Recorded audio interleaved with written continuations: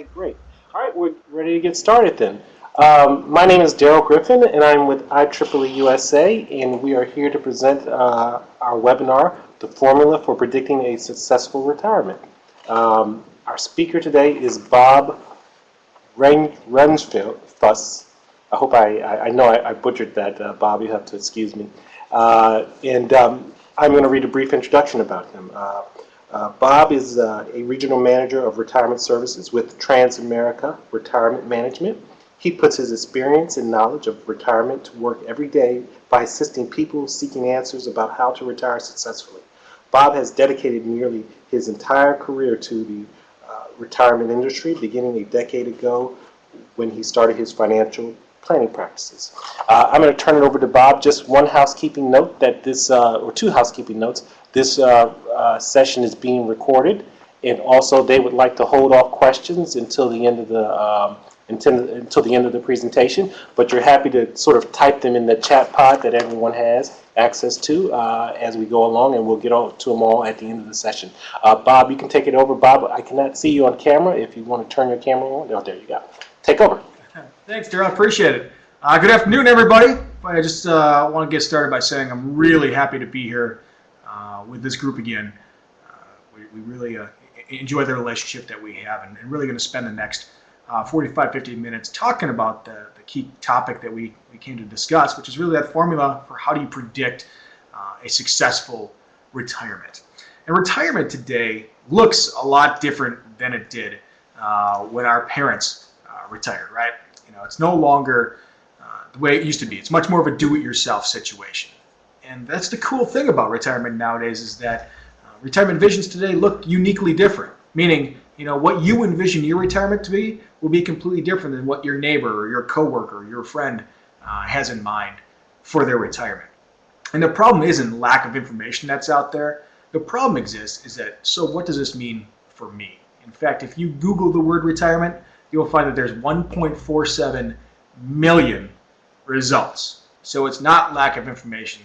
It's lack of, so what does this mean to me? So we're going to spend the balance of our time helping to cover off on a couple of the key areas that we believe are important to retirement so that you could begin to formulate and build this framework of understanding about what the heck this stuff means to you.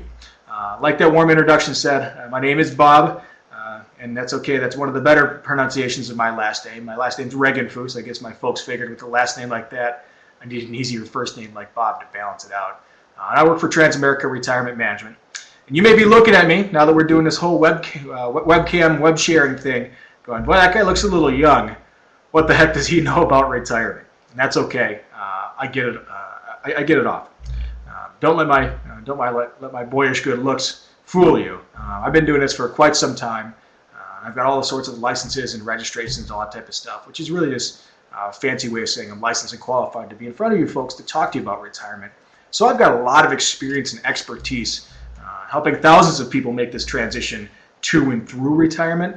But more importantly, what we want to bring with you and share with you today is the experience and knowledge of Transamerica, a name really well known and respected in the retirement business space that has over 170 years of doing this stuff. So we want to share some of that experience, knowledge, and expertise with you. Since we retire every day, we help people through this every day. I always like to get started, you know, how are you feeling about your retirement? There's a whole bunch of things that may be going through your mind. You might be anxious, you might be a little bit intimidated, you might be confident, or you might be excited. You know, you're probably feeling a whole range of these emotions, but generally when I go out and talk to these people, there's a lot of anxiety and a lot of intimidation that people feel about making this transition both to and through retirement. Well, you're not alone. Our retirement counselors tell me that most folks are feeling anxious and timid about this transition. Well, and why is that? Well, it's because it's new to them, right?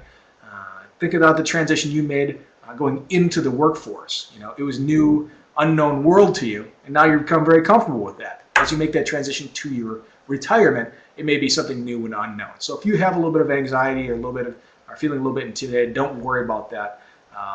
You know, hopefully by the end of today's presentation, we'll get you more moved to that confident and excited stage.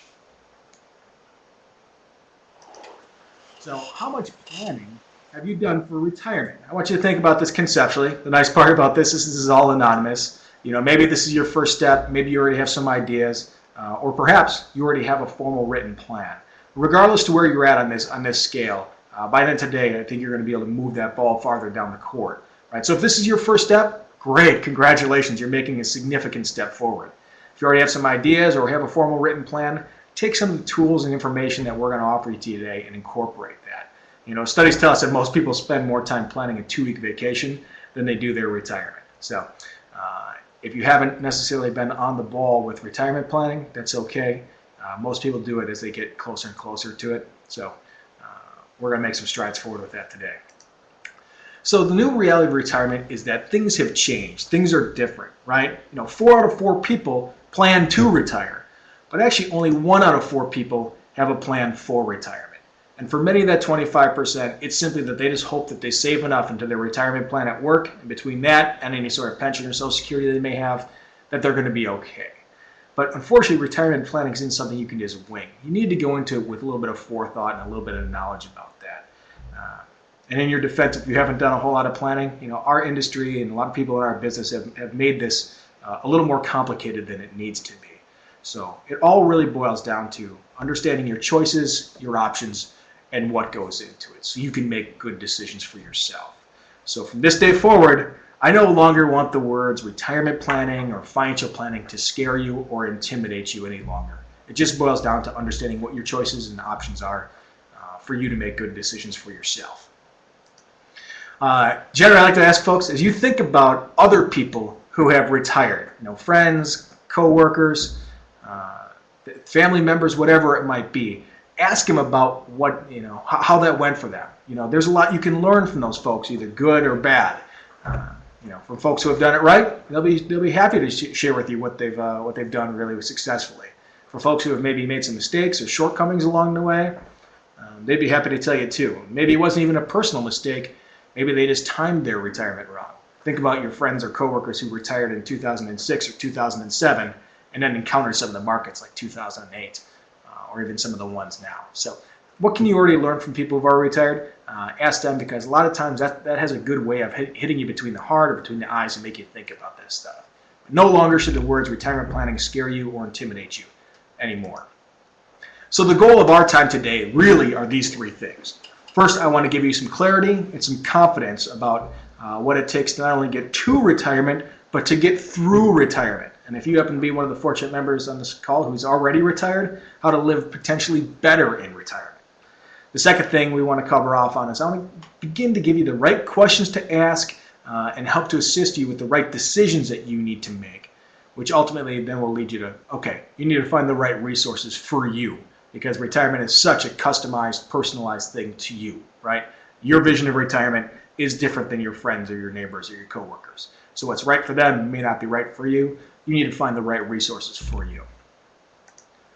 Ultimately, we want to answer the one simple yet challenging question: can I afford to retire?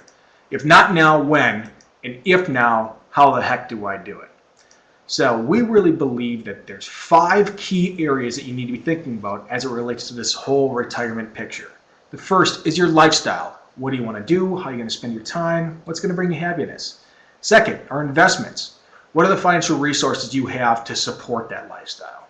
Third is healthcare, right? This is one where a lot of people have a lot of questions. How do you recreate your healthcare benefits and navigate these wild waters of Medicare and supplemental Medicare program and make sure you make the right decisions for yourself?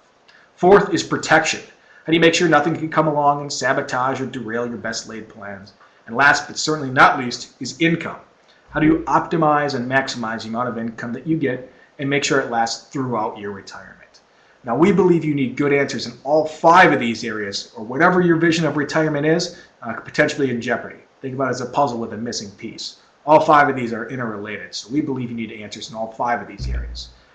For our time today, though, we're only going to cover off on a couple of them. We're going to hit a couple of the main topics that we most commonly hear about, and that's healthcare and income. So we're going to talk about 2 of the 5 key areas today. And I urge you and encourage you to take advantage of some of the other options that are available to you to explore the other 3 options with us as well. Okay, so as it relates to healthcare in retirement, this is undoubtedly where folks have the most questions, right? And rightfully so. Did you know that there's a dozen different supplemental Medicare plan options available currently. And there's 12 different options to choose from hundreds, if not thousands, of carriers. So no wonder this is a confusing area, right? Most people we get a chance to talk to didn't spend most of their careers as benefits directors or HR managers their entire career. So this is new to them, right? Up until this point, you've probably relied on your employer to help narrow down this field of options for you to choose from. Well, as you transition into retirement, that's something that you're going to need to take on yourself. Now, I know that you can do it. It just all goes. It all boils down to understanding what your choices are, having it presented to you in a clear, concise way, so that you can make a good decision for yourself. Right. So, most notably, when we begin talking about healthcare and retirement, is first you need to get an understanding of what are the benefits that you and your family use today. What are the benefits that are available to you tomorrow? So, thinking things like if you've got retiree health benefits available to you through your employer. Perhaps you're a veteran and have some military benefits available to you. Maybe you're part of a membership or a union or an association that offers some sort of benefits. So understanding what your coverage options are, because then you can identify any gaps. So most commonly where people have questions is around Medicare. And we're going to talk about that in just a little bit. But first, I want to ask you, if I were to ask you today, what percentage of current retirees do you think have a prescription drug plan? Is it 15%, 39%, 52%, 76%? What would you guess? Do you have an answer in mind? Well, the answer is actually 39%. Maybe that was less than you thought. Well, maybe we can uncover why that is. Let's take a look. Let me ask you just one more question. So, if I were to ask you, what does the average retiree pay for their prescription drug coverage on a monthly basis? Does it cost them $100 a month? Is it $40 a month? $20 a month? $70 a month? What would you guess the average retiree today is paying for prescription drug plan premiums? Well, the answer is $40 a month. Was that less than you thought? Most likely. When I go out and talk to people in an in-person situation, I oftentimes find that 70 to 80% of the room will think that healthcare or prescription drug costs are more expensive than it actually is. I happen to live in Minnesota, and I always like to say this. Do you think that if more retirees knew that the average prescription drug plan was only about $39 a month, that or only about $40 a month, that only more than 39% of retirees would have it? You betcha. You betcha more people would have it. But people their perceptions get in the way of reality, right? So they perceive prescription drug plans, or they perceive healthcare plans to be really expensive, so they don't even go and exploring what their options are. So no longer from this day forward should your perceptions get in the way of a reality, right? So understanding that the average prescription drug plan is only about $40 a month should encourage you to explore some of those options. In fact, if you're just willing to go to a Target or Costco or Sam's Club or whatever is exclusively Walgreens, there's prescription drug plans out there for as little as $12 or $14 a month. So you just have to find what's the right coverage for you. And let me share with you just a quick story that is relating to healthcare planning in retirement. And this story is pretty personal to me. It's about my Aunt Connie. Now, Aunt Connie's a little bashful, so she doesn't let me show a picture of her to national audiences. But this picture reminds me of my Aunt Connie's story, because I was at her house last 4th of July, so not this past year, but the year before. And Aunt Connie was 63 years old. She's worked at the same place for about 30, 35 years, and for the past, 4 or 5 years, she's really started to hate her job. Now, I know that's not a problem with any of you or any of your colleagues, but with her, it was. She really didn't like her job anymore. But we were over at her house, and she said, "Family, I got an announcement to make. I put my papers in. I'm officially retiring at the end of this year."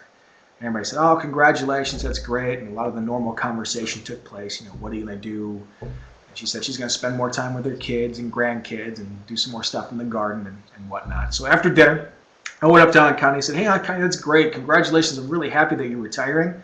But can I just ask you one thing? Because everybody always has questions for me about healthcare. So can I just make sure, are you okay with your healthcare stuff?" And she said, "Bob, don't be silly. I'm going to do what all retirees do. I'm going on Social Security, and I'm going on Medicare." And I said, "Uh-oh, Aunt Connie, you may have missed some calculations, right? Do you know when Medicare eligibility begins?"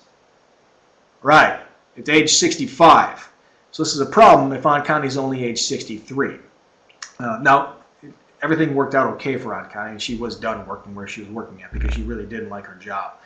But she ended up getting a part-time job to pay for benefits to bridge her to Medicare, right? So the point being, and the moral of that story is because Aunt Connie hadn't considered her health care plan as an overall part of her retirement plan as much as she should, her vision of retirement changed like that, right? So if you or your spouse is going to be younger than age 65 when you retire, you just need to figure out how you're going to bridge that gap. Again, retiree health benefits, maybe you get a personal plan, maybe you work part-time, whatever it might be. If you are going to retire before age 65, you need to figure out how you're going to get to Medicare eligibility. And that includes if you have a younger spouse, right? Because Medicare only covers one person, it doesn't cover two. So if you're going to be under age 65 when you retire, figure out how you're going to bridge that gap. If you are over 65 though, then you've got to enter the wide world of Medicare, right? So here's a current snapshot of parts A through D. Right, so Medicare Part A, this pays for your hospital insurance. Comes to you complimentary for being a good tax-paying citizen your entire career. Part B is your medical insurance. This pays for doctor's services and things like that. Parts A and B are sometimes referred to as traditional Medicare. You know, have you heard them called that? It's called traditional Medicare as Part A and B. Part B premium on average right now is about $115 a person per month. It does depend if you're on the higher end of the income scale, perhaps your premium will be a little bit higher, but the average retiree right now is paying about $115 a month for Part B. So Parts A and B, traditional Medicare, government-run programs through government-run agencies.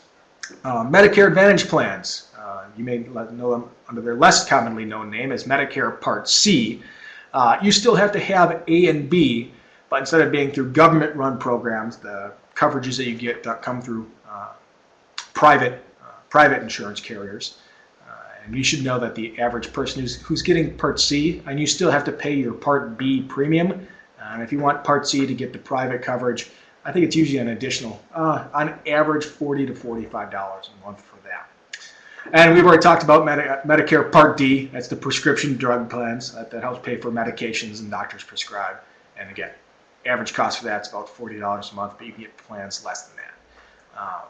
So these are really kind of the Medicare A, B, C's, and D's. But unfortunately, for probably most of the folks that are looking in and listening into this right now, just having any combination of these four options may not quite be enough, right? Because this is really our nationalized healthcare plan. So there's a lot of gaps, there's a lot of loopholes, there's a lot of things it doesn't cover. So for most people, they're going to need some sort of supplemental plans out there to help fill in those gaps. Before we move on to that, one quick thing to note is that is this. You may want to jot this down, right? So open enrollment in Medicare is plus or minus 3 months of your 65th birthday. So plus or minus 3 months of your 65th birthday. Also, annually, there's an open enrollment window that goes from October 15th to December 7th. So October 15th to December 7th. So we're right in the heart of that window right now. Those dates just changed last year. The enrollment period used to go until December 31st, but now it's cut off at December 7th. So sometimes I'll get asked, why is that? It's because benefits become effective January 1. And it was an administrative nightmare for them to have open enrollment until the 31st and then have benefits take effect on the 1st. So October 15th to December 7th. So let's talk then a bit about the current world of supplemental Medicare policies. You may know these a bunch of different names. Med Sup plans, supplemental Medicare, Medigap, Medicare cost programs are really all names of the same bird. And this is what the current state of Medigap looks like. Now, you may be looking at this slide going, oh my gosh, how am I supposed to navigate that? Well, if you take a look, on the left-hand side, we've identified just a quick laundry list of some of the more common gaps that Medicare has. Co-pays, blood, foreign travel, things like that. So you've got a lot of different plans to choose from. We generally start by narrowing down 3 different questions to ask. First, do you plan to live in multiple states? Right. So where I live in Minnesota, a lot of retirees don't like to winter in Minnesota, so they might move down to Florida or Nevada or someplace else. If you're going to live outside the state for more a period of 60 or 90 days and have two residences, you're going to need some supplemental coverages because traditional Medicare doesn't fly over state lines, meaning you may find yourself in an out-of-network type of coverage, which would be much more expensive for you. Second, do you plan to travel internationally? Right? Mexico doesn't accept Medicare, so if you're going to travel internationally, you're going to need some sort of supplemental policy there. And then the third question we'll commonly ask is, do you like having your preference of who your primary care physician is, or are you okay being kind of in a network plan, seeing whoever, whatever? So if you got a preference on that, that may help to filter down these choices. If you don't have a resource to turn to, now through IEEE, you can certainly contact us. We have a whole team of specialists that all they do is help people figure out what's the right plan for them and how they redo that. If you're curious, the most commonly purchased supplemental Medicare plan is F. And why is that? If you take a look down the list, it generally covers most of those gaps. So it probably most closely replicates many of the coverage that you have today. The average healthy 65-year-old is paying somewhere between $90 to $95 a month for Plan F. And I know we've started talking a lot about terminology and dollars and things like that out there. But we'll come back to that in just a minute. So this is a current state of what the supplemental Medicare plans are. Now, if your primary residence is in Minnesota, Massachusetts, or Wisconsin, your plans come under a little bit different name. They're called Medicare cost programs. They're not labeled A through N, but you still have to explore what's the right thing for you. And recreating your healthcare benefits is something that everybody's got to do. Because if you don't, there can be some significant consequences to it. Actually, according to the 2009 census, approximately 63% of folks who declared bankruptcy said it was because of unexpected healthcare costs. Right? So don't get so frustrated that you just leave this out there. You just need to understand what your choices are and help you put that stuff into place. So evaluate your retiree health insurance benefits, determine how you're going to cover healthcare expenses, and know your A, B, C's, and D's, and E, F, G, H, I, J, K, L, M, N up until now, and we'll see where we go from there. But recreating your healthcare benefits can be a lot more easy than you think. Right? If we go back to just some of the numbers we've thrown out there today, it makes it a little bit less daunting and intimidating. Right? So if we take into effect that A comes to you complimentary, Part B, let's say the average is $115 a month. Parts, let's say you have Part D, so you got a prescription drug plan, and the average is $40. Now we're up to $155. And then let's say you have F, which is, let's say, $95. So what does that get us to?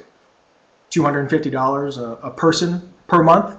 That probably pretty closely replicates what type of payment you're making now covering you or you and your family.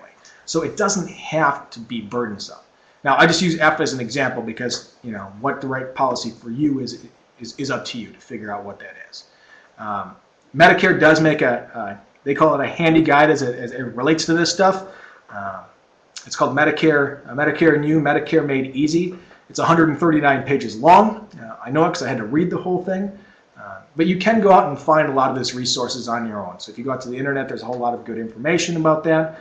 But if you want help figuring out what this means to you, I would encourage you to seek out somebody who does this stuff on a regular basis. So if the person that you're already working with isn't that person, you can certainly call us. There's no obligation, anything like that. It's all about helping you understand what your options are and what your resources are. We've partnered up with a provider that offers strategies in all 50 states from a variety of different carriers whose sole aim is to help you figure out what the right plan is for you. So if you didn't have anybody before today, now you do. Now you've got somebody who can help you out figure out this wide world of Medicare.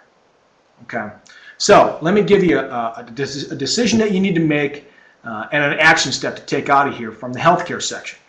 All right, so the decision that you need to make is, what's the right amount of coverage for me and my family, and how am I going to put that into place? What's the right amount of coverage for me and my family, and how am I going to put that into place? Okay, and your action step here is this, is that if you're under age 65, I want you to go out to whatever calendar you have, plus or minus 3 months, so minus 3 months of your 65th birthday, and write down enroll in Medicare. Enroll in Medicare. right? Now, if you're 65 or older, I encourage you to go out and seek out what are some of those supplemental plans, supplemental options. If you're still working and over age 65, work very closely with your HR folks to make sure that your plan is optimized. Sometimes employers have some incentives for you to make Medicare your primary, where your employer insurance becomes your secondary coverage. So if you're 65 and older and still working, seek out your help from your HR folks, your human resource folks, to figure out how do you optimize and maximize the benefit plans that you have. Fair enough? All right. So then next, let's talk about income. And when we think about income in retirement, we want to think about how do you optimize the amount of income that you get to make sure it lasts as long as you do, right? We want you to have a sustainable spending amount, right? Because sometimes we'll run into folks whose plans for income in retirement sound something like this. I'm just going to continue spending what I've been spending until it runs out, and I'm going to deal with it then, because I'll be old. I'm going to spend what I've been spending until it runs out and deal with it then. That doesn't sound like a very successful strategy to me for having sustainable spending in retirement. So we want to talk about how do you recreate your paycheck and make sure it lasts throughout your lifetime, right? And most commonly where that starts is Social Security. Probably for most folks who are attending this call and this webinar, your full retirement age is probably somewhere between 66 and 67, right? You know, you get that statement in the mail 3 months before your birthday that says, you know, here's your estimated benefit. Your full retirement age is this. You say, thank you, Social Security Administration, for letting me know when my full retirement age is. And you go forward from there, right? So Social Security eligibility begins probably for most of us between 66 and age 67. You can begin taking Social Security, though, as early as age 62, right? So 62, you can begin taking Social Security. When can you start taking Medicare? Age 65, right? They're different, right? And actually, according to the Social Security Administration, 74% of Americans take Social Security early. Now, that number might be slightly inflated right now because of current economic conditions and things like that. But nonetheless, a lot of people are taking Social Security early. And I may be the first person to tell you this. Taking Social Security early isn't a bad decision. It's not a good decision. It's just simply a decision for you. So you need to figure out what's the right decision for you. If you do take Social Security early, though, there's just a couple of things you need to know, right? So if you take Social Security early, the amount that you get for a Social Security check every month will be less than had you waited to take it until your full retirement age or beyond, right? And it can be significantly less. So if your full retirement age was supposed to be age 66, you start collecting the age 62, the amount that you get every month could potentially be 30 to 35% less than what it would have been had you waited until full retirement age. Now, if you delay taking Social Security, the amount of benefit that you get could potentially go up, right? Because Social Security is calculated by taking into account your highest 35 earnings years. So potentially you'll probably make a little bit more money later in your career, which may replace one of the lower income earning years, thus resulting in a potentially higher benefit. So you can begin taking age 62. You can delay it up until age 70. If you're over age 70, you might as well start taking it because there's no incentive anymore for delaying taking it. But again, you may want to work that out with your tax professional if it might start to cause you some problems there. But if you do take Social Security early, there's just a couple of things you need to know. Namely, if you still continue to work, your amount of Social Security benefit may be less than what you had anticipated, right? So a lot of people may say, you know, Bob, Transamerica, I'm going to take Social Security as early as I can because it might not be there. I'm going to continue to work, so I'm kind of double dipping the system, which sounds like a great plan, right? And a great strategy. But when you take a look under the hood of that a little bit, you might see that may not be the most beneficial thing for you. And this is the reason why, is because there's these pesky things out there called earnings limits that you could bump into, right? So if you're under full retirement age and you start to earn more than $14,160 a year, your Social Security benefit will be less, and it may potentially be a lot less. So they'll withhold $1 in benefits for every $2 in earnings above that. Namely, you know, your Social Security benefit may potentially be cut in half or more if you start to earn more than $14,000 a year. Next, if you're in the year in which you reach your full retirement age, you can earn significantly more, $37,680 to be exact for 2011. And the reduction is less, so once you go over that, the reduction is a third. But once you attain your full retirement age, you can earn as much as you want to, and there will be no reduction in your Social Security benefit. I'm not looking at you to become an expert on all of these numbers. What I am looking for you to learn is conceptually, if I continue to work while receiving Social Security and I'm under my full retirement age, I just need to be aware that there's some income limits I might bump into that could potentially lessen my Social Security benefit. Make sense? With me? Great. So then the next component to Social Security is Social Security and taxation. Now, I'm not an accountant, I'm not a CPA, so don't take this as specific tax advice. What I just want to do is frame up Social Security and Social Security taxation to you and show you a little bit of how that works. You may be looking at this going, wow, that's a lot of moving parts on one slide here for me to anticipate, but let me see if I can simplify this for you. Really, there's three moving parts to this. First is, do you file individually or jointly? The second part is how much income do you earn? And the third part is, what percentage of your Social Security benefits is taxable? So for example, if I take a look at this, I look down on the bottom left-hand side. So a couple who files jointly that makes more than $44,000 a year, up to 85% of their benefits may be taxable. So let's walk through that just a little bit. So let's say that they're a couple makes $46,000 a year, and their Social Security benefit is $100 a month to keep the math easy. So up to 85% of the benefits may be taxable. So $85 of the $100 Social Security benefit may be taxable. Let's say that they're in the 10% tax bracket. Wouldn't that be nice? So their tax liability on their Social Security in that example would be $8.50. Right? Really, the moral of that story is that you have to account for part of your Social Security check, probably going to pay some income taxes on that income.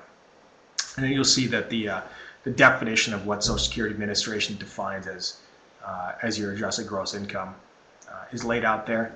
But seek out professional help with your tax preparer to help figure out how all that stuff works for you. But I just want to generally frame it up to you to let you know Social Security may be taxable to you, so it plays a role in how you recreate your paycheck. Right? So then we're kind of the nuts and bolts of it. Bob, how do we go about rebuilding our income strategy? How do I go about recreating my paycheck? Well, this is really the way that you do it, right? It begins with understanding what your desired lifestyle will cost. So either if you're a very analytical person who likes going out and doing a budget, who understands the ins and outs of all that stuff, this is one way to do that. There's an easier way that a lot of people are gravitating towards now, is getting something called a retirement spending projection run for them, which basically says, based on what you've got saved for retirement, this is how much you can spend, which will help to define what that desired lifestyle is. Then, once you understand what your desired lifestyle spending is, then you just need to start stacking up whatever sources of income you have. Most commonly, that begins with Social Security. Next, you layer on top, maybe you're fortunate enough to have a pension, part-time work, maybe you're pulling some equity out of your house, maybe you've got some rental income or real estate investment income that's providing you some sustainable income. Whatever it is, you take those things and lop them on top of each other, because those are really the beginning frameworks of what are your reliable sources of income. So then what you can do is you can identify, well, that gap between Social Security and pension and my desired lifestyle, that's my spending gap. So whatever I've saved for retirement, I've got to fill in that gap. So how do I turn my savings into spending, and how do I do that as efficiently as possible? Well, this is one strategy to do this. And again, I just want to frame this up for you to start putting your head around the concept. This isn't specific advice to any single one of you, because it's going to be different for everybody. But just conceptually, this is how that works. So once you get a handle on what your desired lifestyle costs, I need you to think about what's a general lifestyle or more basic lifestyle that you're willing to accept. Now, I'm not talking about just bread and water to keep the lights on. I'm talking about, maybe you decide that you're going to go golfing twice a month instead of twice a week. Perhaps you're going to watch the Food Network and recreate some of those recipes at home instead of going to a cooking class. Maybe you start brewing your own coffee at home instead of going to the Starbucks or Caribou or or whatever the coffee house is by you 3-4 days a week. Whatever it is, understand what your basic lifestyle is that also still incorporates your healthcare plan, right? Because then what you're going to need to do is insert from whatever savings you have some sort of guaranteed lifetime income into that, so you've got reliable sources of income meeting your basic lifestyle. Then the gap between your basic lifestyle and your desired lifestyle, that's where you just take simple withdrawals out of whatever other savings you have, your 401k, IRA, the CDs you have at the bank, whatever it is, right? This is important because we want to talk about a concept called ROI, reliability of income. Reliability of income is important because of two things.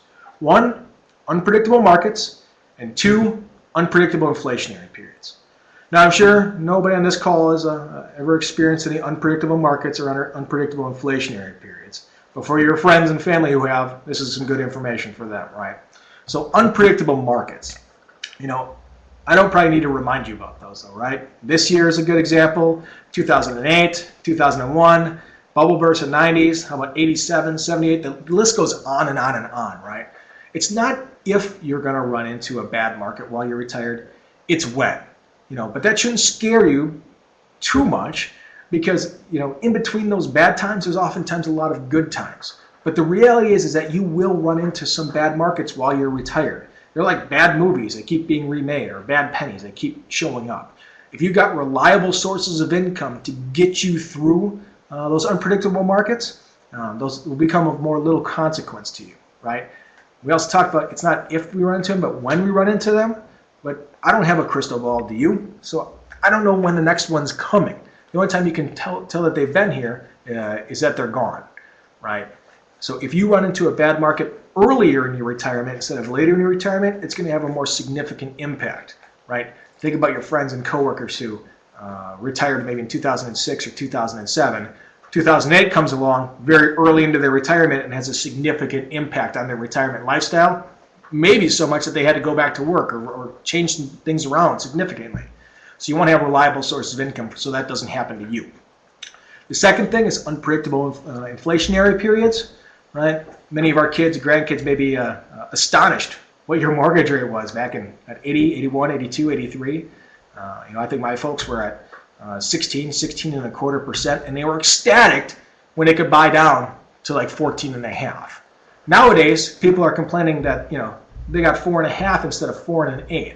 You will experience high inflationary times again through your retirement, right? But that shouldn't intimidate you all that much either, right? Because during that time, that's also when checking accounts and savings accounts and CDs were paying 7, 8, 9, 10, 12%, right? But if you have reliable sources of income, those unpredictable inflationary periods will be of little consequence to you, right? So if you have an income strategy like this that gives you reliable sources of income that meets your basic lifestyles with other sources to meet your desired lifestyle, it will allow you to sleep better at night and live better during the day, knowing that unpredictable markets and unpredictable inflationary periods will be of little consequence to you, right? During good years, you'll be living the great life.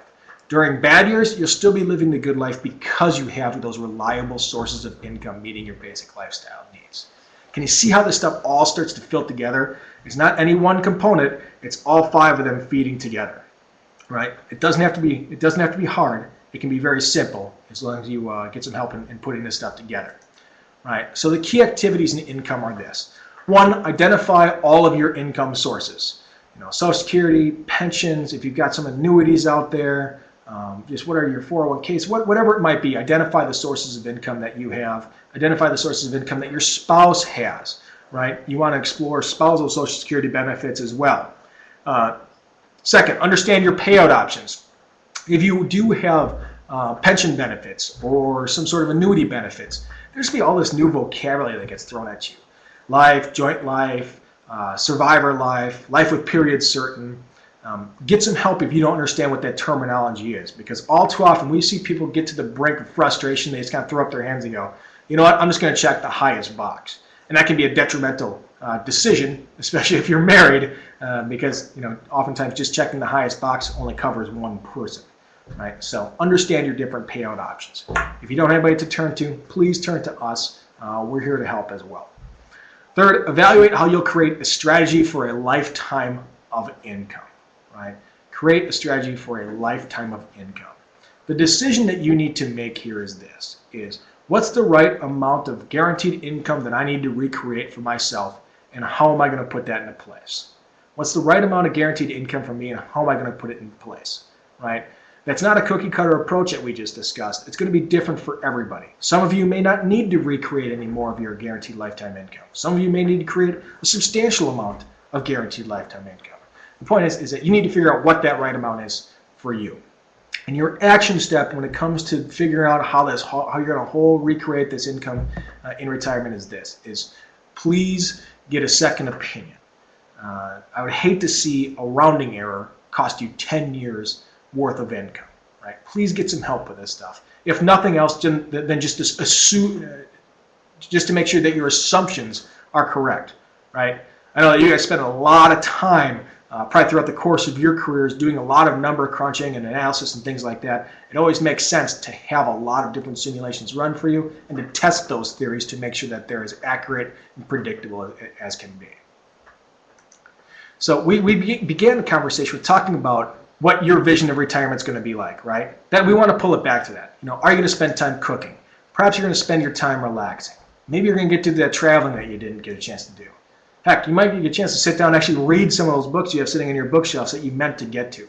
Whatever it is, retirement and your retirement vision is all about you. But whatever that vision is, it's supported by those 5 areas. What's your lifestyle, your investments, your healthcare, your protection, and your income. All 5 of those things play a key role, and we believe you need good answers in all 5 of those areas, right? Which will ultimately lead you down to these 4 things. How are you going to go about and recreate your benefits? How are you going to recreate your safety nets? How are you going to recreate your paycheck? How are you going to recreate your investment approach, right? By having solid answers to these, it will help you to get to that point of answering the simply yet challenging question, can I afford to retire? If not now, how? If not now, when? And if now, how the heck do I do it? So retirement is all we do. We retire all day, every day. Right? That's what we're here to help folks with. Right? So in appreciation of sitting through me yap at you here for the past 45 minutes, you're entitled to a couple of things for us to help you out with. Right? We have a dedicated team of retirement professionals. And let me just introduce you to them really quickly conceptually, right? These are retirement planning professionals, not retirement sales professionals, right? So this is a salaried group of people that don't work on commissions or anything like that. They're objective, experienced, credentialized, and knowledgeable. All of them have a chartered retirement planning counselor designation or a certified financial planning counselor designation, because we believe also that you need to keep up to date and schooled on these types of concepts if you're going to be providing planning support and help to individuals. We're extremely accessible, meaning you don't have to hop in your car, sit through traffic, sit in our lobby and drink bad coffee for a half hour before you get a chance to talk with us. We do all of our stuff via the phone and interactions like this, via webinars. Right? So you can be in the comfort of your home, you might be in your office, you might be in your car, whatever it is, we meet you on your terms. We don't lock you into our office and force you into anything you don't want to be into. Right? So it's all about you and helping you plan. It's not about product, it's about planning. So get in touch with us and you can get a couple of things to help you answer that question, can I afford to retire? If not now, when? And if now, how? So if you want to know, can you afford to retire? We can run a customized retirement spending report for you. So basically, five easy pieces of information for you to give us. We can give you what a sustainable spending number is for you. So you can answer that question for yourself. Can you afford to do this? So don't have to be bashful, don't have to be ashamed.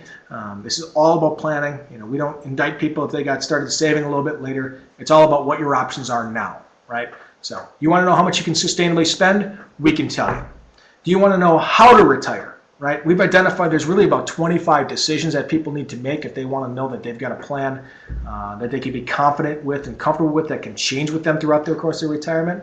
Most people don't know what those things are, or if they do, they don't know where to begin. Well, you no longer need to worry about that. because we'll provide you with a customized retirement checklist, which makes it so easy. Right? All we need is when you to tell us when you estimate you want to retire. We'll tell you what you need to do and when you need to do it by, so you can bite these things off in chunks and feel like you're organized going into this thing. If you just have questions about any of the 5 key areas, what should I do with this old Roth account I have out there, or what the heck is this investment option that I have? Should I take Social Security? How do I recreate my healthcare benefits with this whole Medicare thing? If you have just questions about that, we're here as a resource for you. Consultations are complimentary. There's no obligation, right? So now, hopefully, we've raised the bar a little bit. We've moved people from that anxious and intimidated level, at least to a little bit more confident and a little bit more excited, especially as it relates to recreating your paycheck and recreating your healthcare benefits, right? Helping people retire, that's what we do. We want to help people make wise decisions about their retirement resources so they can find a lifestyle that meets their goals and objectives, right? So here is our phone number. It's 866-368-0564. Extension 37127 will help us to identify that it's coming from you. And we're here to help. So give us a call. Next week, let's set up some time with one of our retirement professionals to get you your customized spending report, to get you your retirement checklist, to answer your questions so you're comfortable and confident about this. So I want to leave the balance of our time to answer any questions we have. You'll see that there's a live chat down there, and we've got a couple of them that have come in, and we'll do our best to answer some of these. If some of them do get pretty specific, I may just direct you right to our advisor team to answer that, but we'll do the best we can with the group in the crowd now. So the first one I see, I'm 65 plus 1 month, not retiring until the minimum 69. My HR says I don't need to sign up for Medicare until retirement. Is that right? Potentially. What they're basically saying is you probably want to enroll in Medicare Part A, but Medicare Part B, you can defer enrolling in that, right? And this is an important thing to talk about, right? So if you're Medicare eligible and you're still working, you can elect not to start receiving Part B benefits, so that when you do actually retire, you can turn on those retiree benefits. You can turn on Part B benefits without incurring an increase in premium. So for example, let's take a look at the alternative situation. So let's say somebody retires and they say, I don't want to pay for Part B, so I'm only going to go into Part A. Well, a few years go by and they go, you know what, I think I do need Part B now. If you are retired and defer taking Part B, there's a 10% penalty per year on how much it's going to cost you. So if it's supposed to be $115 a month, the next year, if you didn't take it, it'll be 10% more than that. So what, about $136 a month? If you delay it again, now you're talking about $140, $150. So you're right. If you're still working, you don't need to take Part B, but I'd still encourage you probably to take Part A. Work with them and double check and see if that's the right thing for you. Did that answer your question? A simple yes or no. We'll get that because I want to make sure that you're taken care of. Next, what type of plan to retire? What if you plan to retire to a new lower paying career or pursuit? Can you help with that type of transition? Absolutely, right? Oftentimes people work in retirement because it allows them to be retired, because now they're taking on an opportunity that they can find a new profession that allows them to be retired because they don't have to find one that is sustaining of a career, right? So if you're looking at continuing to work as part of your plan in retirement, we can certainly help you figure out how that piece of the puzzle fits in. And it's very easy, and there's a couple of extra steps you need to go to. So if that's you, Ralph, I would very much encourage you to call one of our folks, set up a time, and talk about that transition plan. So it can be very simple, easy, and painless for you, and you don't step into a couple of the potholes that are out there. So you really need to have a consultation with one of our folks because they help people with it all the time. Okay, so back to our Medicare plan. So let me see if I can frame this up a little bit. So no. Why not continue with my company provided hospitalization coverage? That's a good question.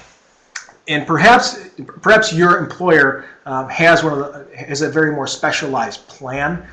Most of the ones I've commonly seen still encourage you to enroll in Part A, because if your Part A benefits, or if your company provider benefits are better than what the basic A coverage is, obviously you would still want to maintain your Part A coverage, but since that's a pretty specific what's available to you, I would encourage you have a quick review with one of our group, one of our guys from our group who deal with that stuff every day to give you the ins and outs of that on why or why not that would be better for you. What other questions do you have?